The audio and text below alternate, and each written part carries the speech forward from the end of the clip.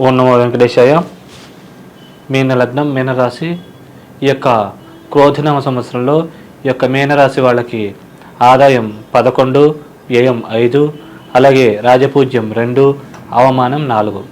మీనరాశి వాళ్ళకి 3వ ఇంట్లో గురువు మే 2వ తారీఖు నుంచి సంచరిస్తుండడం వల్ల కొద్దిగా బాధపరమైన ఇంప్రూవ్మెంట్, సభలలో బాగా ప్రసంగించగలగడం, భాగ్యాభివృద్ధి, నిల్వధనం పెంపొందడం, బంగారు ఆభరణాలు బాగా ఎక్కువగా కొనుగోలు చేయడం, ఆల్రెడీ కొనుగోలు చేస్తుంటే కనుక వాటి యొక్క విలువ బాగా పెరగడం లాంటి శుభకరమైన పరిణామాలు అధికంగా జరిగే అవకాశం ఉంటుంది.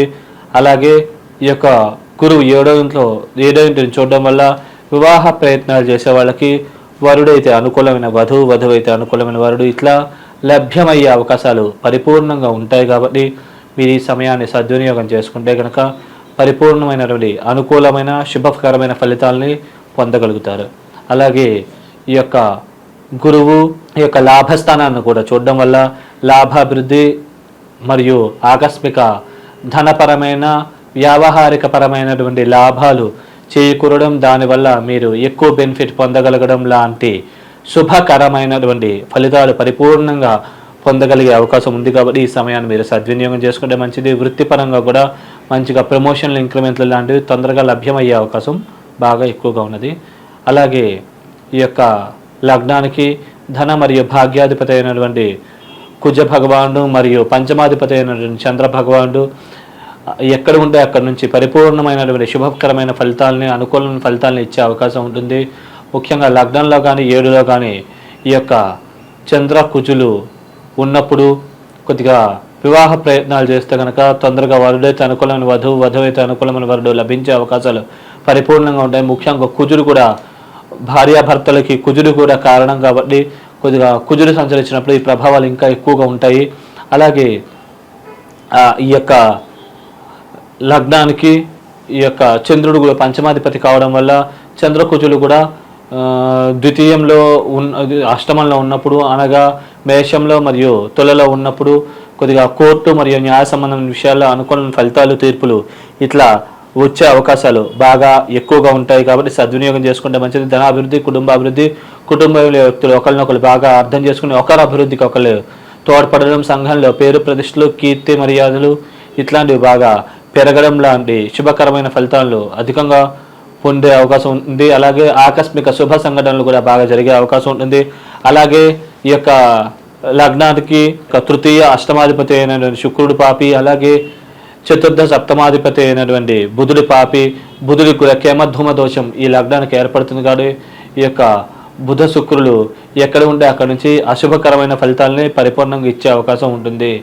అలాగే ఈ యొక్క చంద్రకుజులు 3లో ఉన్నప్పుడు డబ్బు సేవింగ్స్ ఎక్కువగా ఉండడము మరియు వాక్కుపరమైన అభివృద్ధి, సవాళ్ళ బాగా ప్రసంగించగలగడం, అలాగే భాగ్యాభివృద్ధి, నిల్వధనం పెంపొందడం, బంగారు ఆభరణాలు అధికంగా కొనుగోలు చేస్తే కనుక వాటి యొక్క విలువ పెరగడం లాంటి శుభకరమైన పరిణామాలు పరిపూర్ణంగా జరిగే అవకాశం ఉంటుంది.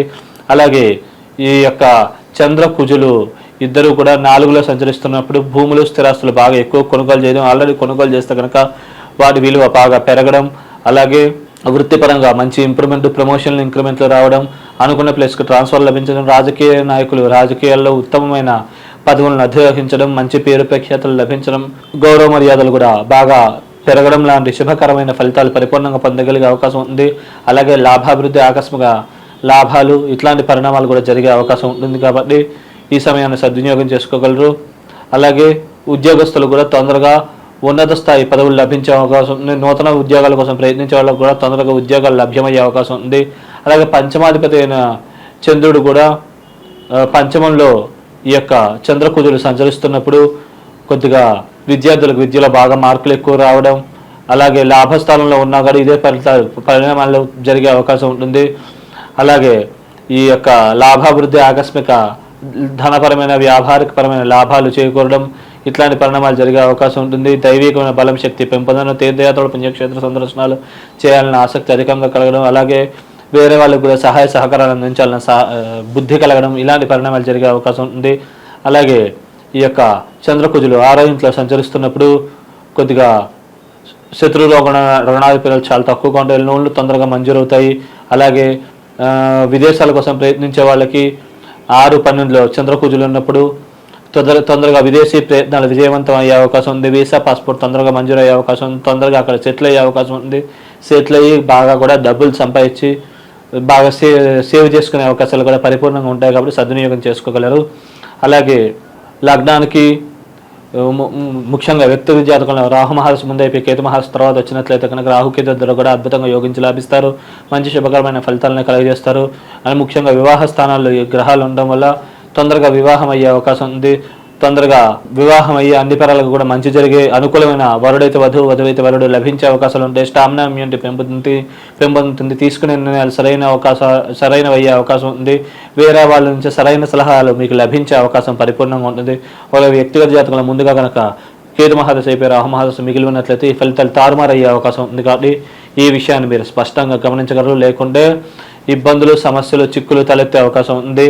అలాగే ఈ యొక్క లగ్నానికి వ్యయస్థానంలో శని సంచరించడం వల్ల అనవసరమైన ఖర్చులు అధికంగా అవుతాయి. మరి అనవసరమైన ప్రయాణాల వల్ల ధన నష్టం జరిగే అవకాశం ఉంది. శత్రువు రుణాది పీడలు అధికంగా ఉండే అవకాశం ఉంటుంది.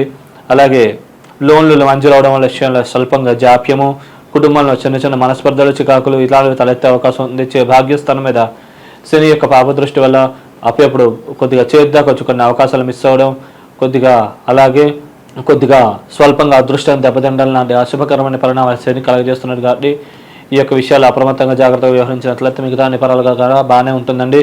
అలాగే రవి మరియు శుక్ర బుధులు ఈ 3 గ్రహాలు పాపులు కాబట్టి ఈ లగ్నంలో కానీ 7లో కానీ ఉంటే స్టామినా ఇమ్యూనిటీ దెబ్బతిండడం, వివాహ ప్రయత్నాలు ఆలస్యం చేయడం, ఆల్రెడీ మ్యారేజ్ అయిన వాళ్ళు ఉంటే వాళ్ళ మధ్య స్వల్పంగా తగాదాలు అవ్వడం ఇట్లాంటి పరిణామాలు జరిగే అవకాశం ఉంది. బిజినెస్ పార్ట్నర్స్ మధ్య కూడా సంబంధ బాంధవ్యాలు స్వల్పంగా దెబ్బతినే అవకాశం ఉంది. అలాగే 2-8లో అనగా ఈ యొక్క మేషంలో మరియు తులలో సంచరిస్తున్నప్పుడు కోర్టు మరియు న్యాయసంబంధ విషయాల్లో వ్యతిరేకమైన ఫలితాలు, తీర్పులు వచ్చే అవకాశం ఉంది. కుటుంబంలో మనస్పర్ధలు, చికాకులు కూడా అధికంగా ఉండే అవకాశం ఉంటుంది. అలాగే 3-9లో అనగా ఈ యొక్క వృషభం మరియు వృశ్చికంలో సంచరిస్తున్నప్పుడు మాట తీరు విషయాల్లో తడబాటు, స్వల్పంగా అన్నదమ్ముల మధ్య, అక్కచెల్లెల మధ్య స్వల్పమైన విభేదాలు, చేద్దాకు వచ్చి కొన్ని అవకాశాలు మిస్ అవ్వడం ఇట్లాంటి అశుభకరమైన పరిణామాలు ఈ రవి, బుధ, శుక్రులు ఉన్నప్పుడు జరిగే అవకాశాలు ఉంటాయి.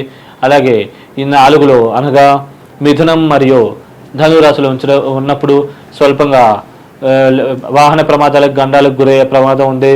అలాగే వృత్తిపరంగా కూడా సమస్యలు, చికాకులు ఇలాంటివి అధికంగా ఉండే అవకాశం ఉంది. కాబట్టి ఈ విషయాలు అప్రమత్తంగా జాగ్రత్తగా వ్యవహరించినట్లయితే ఈ యొక్క దోషాల నుంచి బయటపడగలుగుతారు. అలాగే ఉద్యోగాలు సాధ్యమైనంత వరకు ఈ సమయంలో మారకపోవడం మంచిది. మారితే కనుక కొద్దిగా ఇబ్బందుల, సమస్యలు తలెత్తే అవకాశం ఉంది. ఒకవేళ వ్యక్తిగత జాతకంలో శుభకరమైన భుక్తి నడిస్తే కనుక ప్రాబ్లం లేదండి. అంటే చంద్ర, కుజ, గురు, కేతు గ్రహాలకు సంబంధించిన దశల అంతర్దశలు నడిస్తే ప్రాబ్లం లేదు.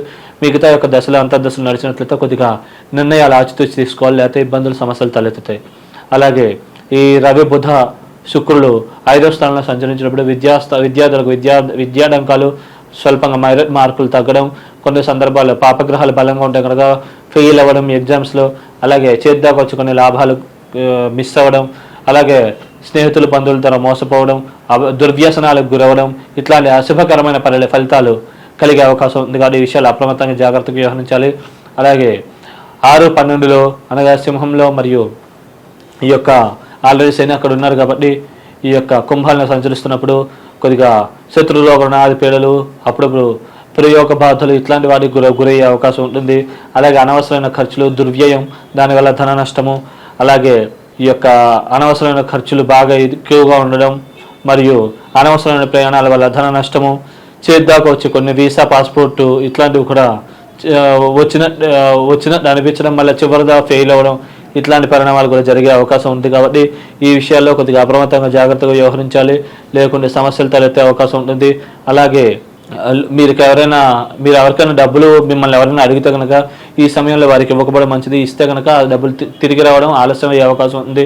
ఈ దోష ప్రభావం నుంచి మీరు బయటపడాలనుకుంటే కనుక ఈ యొక్క బుధ, శుక్రులకు సంబంధించిన పెసలు మరియు బొబ్బలు 2 కూడా బాగా ఉడకబెట్టి బెల్లంతో పాటు ఆవుకి రెగ్యులర్గా తినిపిస్తూ ఉండడం మంచిది. అలాగే రెగ్యులర్గా కూడా మీరు ఈ యొక్క వెంకటేశ్వర స్వామిని తులసి దళాలతో అర్చించడం, స్వామివారికి డ్రై ఫ్రూట్స్ నైవేద్యంగా సమర్పించి అది రోజు కూడా ప్రసాదంగా స్వీకరించడం, నెలార్చనకి గుళ్ళలో కొద్దిగా ధనం పే చేసి మీరు నెలార్చన దానిలో పాల్గొనడం ఇట్లాంటి పరిహారాలు ఆచరించడం వల్ల ఈ దోష ప్రభావం నుంచి పరిపూర్ణంగా బయటపడి మీరు ఏదైతే అనుకున్నారో ఆ పనులన్నీ కూడా నెరవేర్చుకోగలుగుతారు. అలాగే విష్ణు సహస్రనామ పారాయణ కూడా మీకు సహాయకారిగా బాగా ఉపయోగపడే అవకాశం పరిపూర్ణంగా ఉంది.